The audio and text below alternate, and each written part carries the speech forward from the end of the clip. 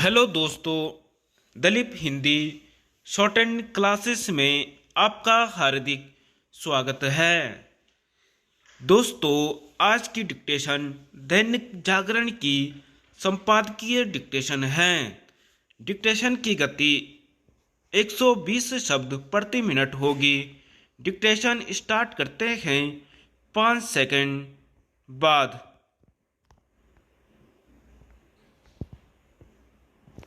भाजपा की रणनीति। मध्य प्रदेश और छत्तीसगढ़ में भाजपा ने जिस तरह चुनावों की घोषणा के पहले ही अपने प्रत्याशी घोषित करने शुरू कर दिए हैं, उससे यही साफ होता है कि वह विरोधी दलों के आगे रहने की रणनीति पर चल रही है।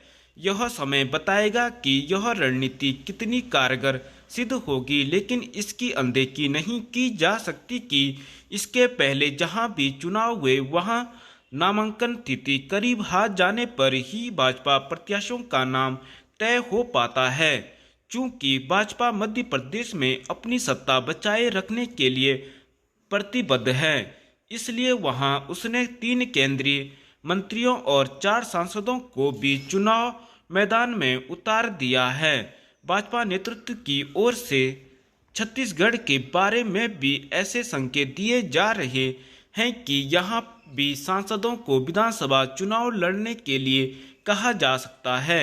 मध्य प्रदेश और छत्तीसगढ़ के साथ भाजपा राजस्थान में भी सक्रिय हो गई है। राजस्थान में अभी प्रत्याशियों की घोषणा तो नहीं की गई है, लेकिन यह संकेत अवश्य दे दिया गया है कि इस बार यहां सामूहिक नेतृत्व में चुनाव लड़ा जाएगा।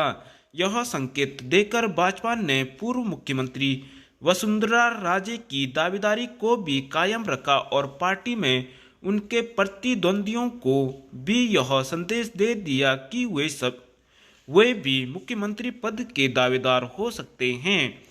देखना है कि सामूहिक नेतृत्व में चुनाव लड़ने की तैयारी से राजस्थान में भाजपा नेताओं की गुटबाजी पर लगाम लग जाती है या नहीं।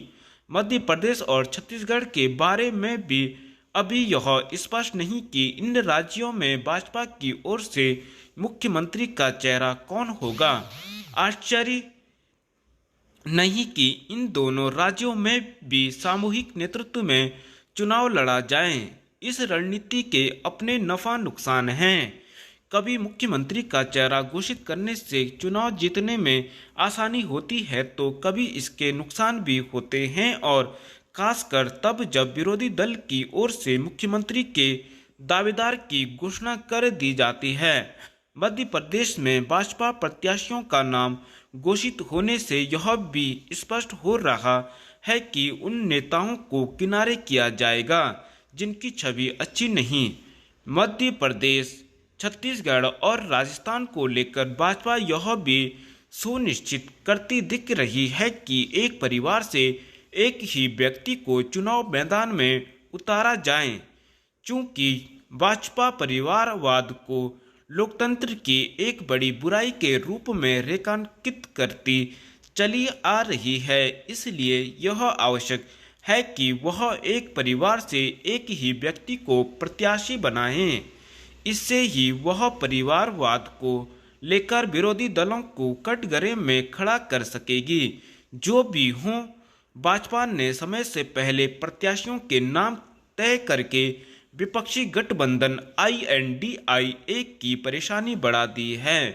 तमाम दावों के बाद भी यह गठबंधन अपनी एकजुटता का प्रदर्शन नहीं कर पा रहा है। कर्मचारी आंदोलन। लंबे समय से चली आ रही मांगों का निदान न होने से नाराज उत्तराखंड परिवहन निगम के कर्मचारियों ने आंदोलन के लिए कमर कस ली है। ऐसे में अगर निगम प्रबंधन मांगों की अनदेखी करता है तो इसका असर परिवहन सेवा पर पड़ना तय है। जाहिर है, इसका सीधा नुकसान जनता को ही उठाना पड़ेगा। परिवहन निगम कर्मचारियों ने कोई पहली बार आंदोलन का निर्णय नहीं लिया। जब से निगम का गठन हुआ है, तब से ही प्रबंधन और कर्मचारियों के बीच विभिन्न मुद्दों को लेकर तनातनी चली आ रही है। लेकिन कभी भी समस्याओं का सर्वसम्मत हल नहीं निकल पाया। देखा जाए तो कर्मचारी आंदोलन उत्तराखंड की नियति बन चुके हैं। परिवहन निगम ही नहीं, लगभग सभी विभागों के कर्मचारी आए दिन किसी न किसी मुद्दे को लेकर सड़क पर होते हैं। अमूमन ऐसे मुद्दे भी आंदोलन की वजह बन जाते हैं जिनका निदान आमने सामने बैठकर संभव है। समझा जा सकता है कि प्रदेश किस दिशा में जा रहा है। अनावश्यक रूप से होने वाले आंदोलन गंभीर मुद्दों को लेकर होने वाले आंदोलनों को पीछे धकेल देते हैं। यह निश्चित रूप से चिंताजनक है। देखने में आता है कि चुनाव नजदीक आते ही आंदोलनों की बाढ़ सी आ जाती है, लेकिन इनमें गंभीरता शायद ही कभी देखने को मिली हो। यही चिंता की बड़ी वजह भी है। इससे आंदोलनों की विश्वसनीयता तो घटती ही है, विकास की गति भी अवरुद्ध होती है। राज्य गठन के बाद से अब तक उत्तराखंड में तो यही तस्वीर देखने को मिल रही है। इस पर कर्मचारी संगठनों को ही नहीं, संबंधित विभाग और सरकार को भी गंभीरता से विचार करने की जरूरत है। समस्याओं को लेकर आवाज उठाना कर्मचारियों का संवैधानिक अधिकार है, लेकिन यह आवाज प्रदेश के हित में भी होनी चाहिए। कोशिश यही हो कि आंदोलन प्रदेश की उन्नति का कारण बने, अवनति का कारण नहीं। धन्यवाद।